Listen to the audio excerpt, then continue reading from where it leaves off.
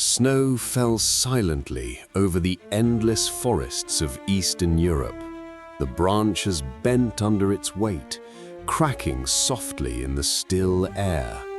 Somewhere far away, a train whistle echoed, long, haunting, almost human.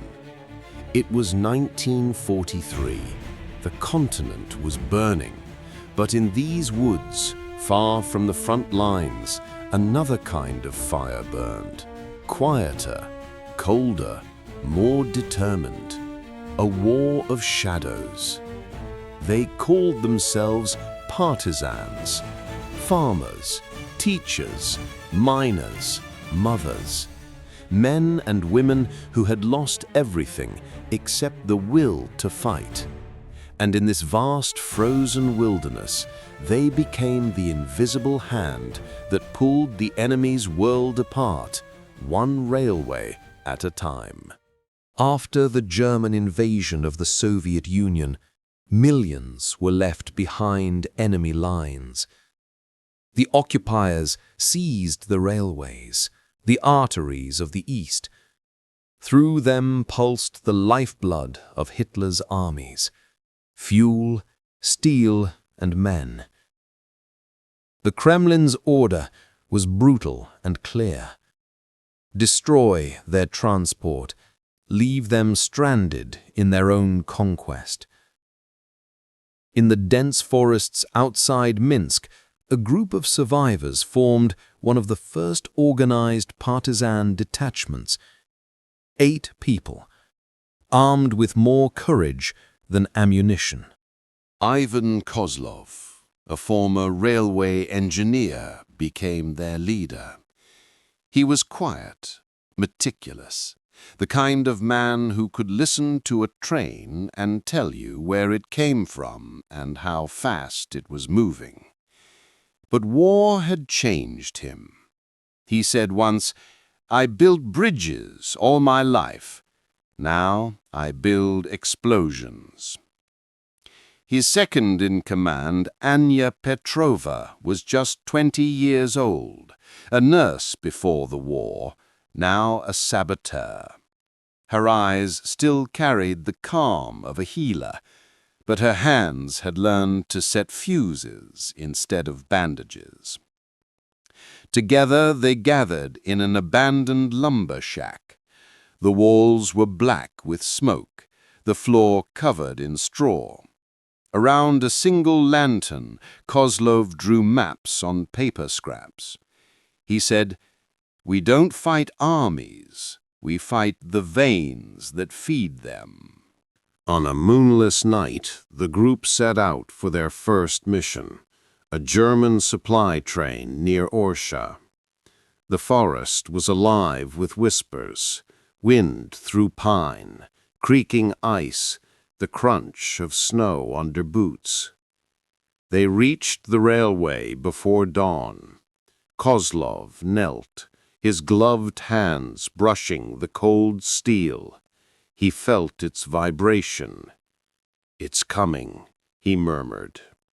Anya handed him the detonator, an old battery wrapped in cloth to keep it from freezing.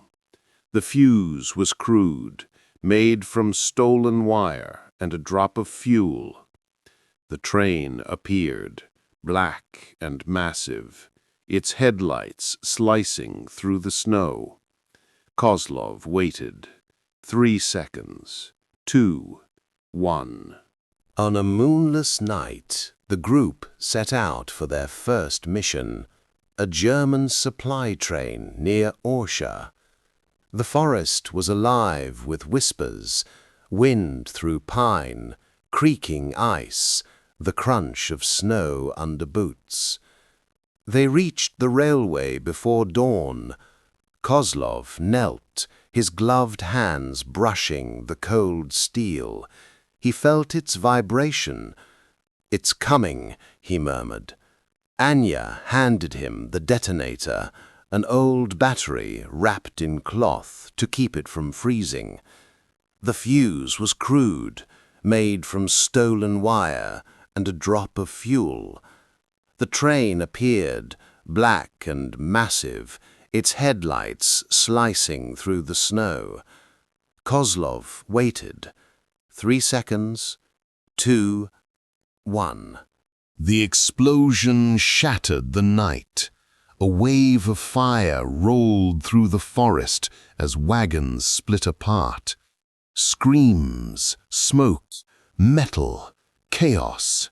"Move!" he shouted. They vanished into the woods, hearts pounding, the air thick with burning coal. By sunrise, German patrols combed the wreckage. Dozens were dead, the rails twisted like ribbons of black glass. And from that day, the Germans would never again sleep easy on the tracks of the East. Weeks turned to months. The forest swallowed them whole.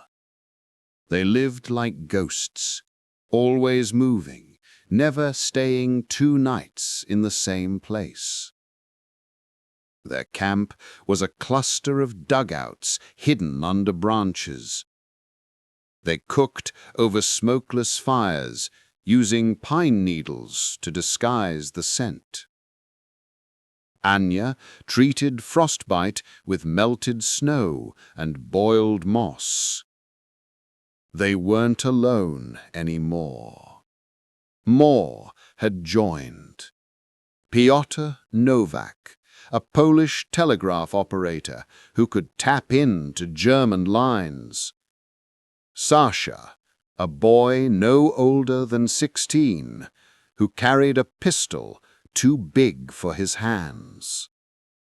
Mikhail Ivanenko, a deserter with a haunted gaze, trying to earn back his soul. Together, they became the Iron Wolves, a name whispered by villagers and feared by the Wehrmacht. In the cold evenings, they gathered around the fire. "Do you think they'll remember us?" Sasha once asked. Kozlov smiled faintly. "If we do our job right, they'll never know who we were, only what we did." Despite hunger, cold, and fear, they never stopped. Each destroyed train was a small victory carved into the frozen earth, a flicker of defiance against an empire of steel. But every action brought retribution. For every train destroyed, 10 villages burned. For every partisan strike, a dozen civilians were executed. One night, the Iron Wolves returned to a village that had once sheltered them.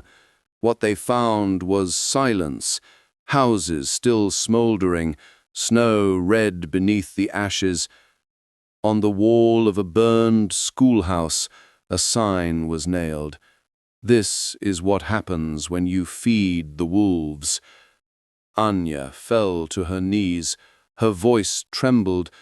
"We wanted to fight evil, but now evil looks back from every mirror."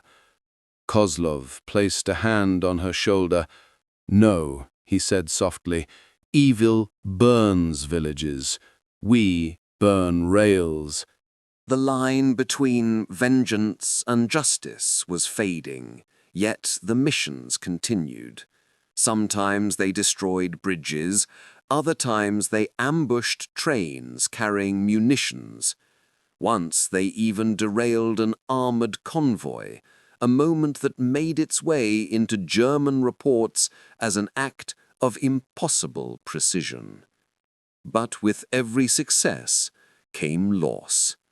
One winter morning, Sasha never returned from a scouting mission. His pistol was found days later, frozen into the mud. Piotr buried it at the base of a birch tree. "The youngest wolf," he said quietly. "The forest keeps him now." In early 1944, word reached them from Moscow. Destroy the Leader rail hub. It is vital for German reinforcements. Failure is not an option. Kozlov's team prepared. They spent days studying the routes, timing patrols, measuring the rhythm of the trains. Every move had to be perfect. Then Pyotr intercepted a message. Next train, civilian transport, refugees. The fire flickered low as they argued through the night. If we let it pass, Mikhail said, the next one will be full of tanks, more dead soldiers on our side. Anya's hands trembled. If we don't, we become them. Hours passed. Finally Kozlov spoke. We'll wait. The next train will be ours. They watched from the shadows as the refugee train passed. Through the frost-covered windows, they saw women holding sleeping children, old men with blank eyes. None of them knew how close they'd come to death. A week later, another train came, this one armored, loaded with ammunition. The explosion tore the sky apart. The fire could be seen from 10 miles away. But Pyotr, caught in the blast's echo, never returned. His body was never found. The iron wolves were fewer now, but their legend was born. By summer, the Red Army advanced again, rolling through the same forests that had hidden the partisans. They found Kozlov's camp empty, silent, the ground littered with burned-out lamps and scraps of coded notes. Days later, they found him, sick, exhausted, lying under a pine tree. He smiled weakly at the soldiers. "Is the line open?" he asked.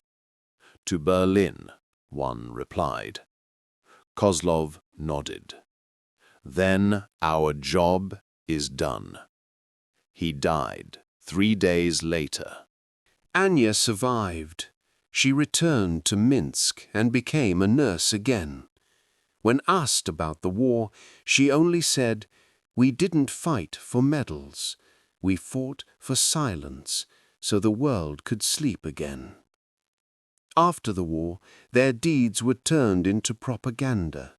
The truth, the hunger, the frost, the impossible choices, was hidden behind heroic slogans. But their courage was real.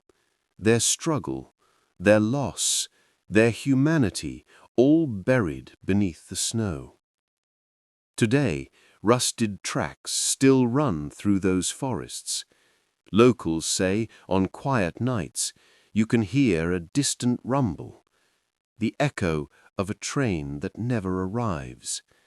And somewhere beyond the trees, the iron wolves still run, guarding the rails they once destroyed.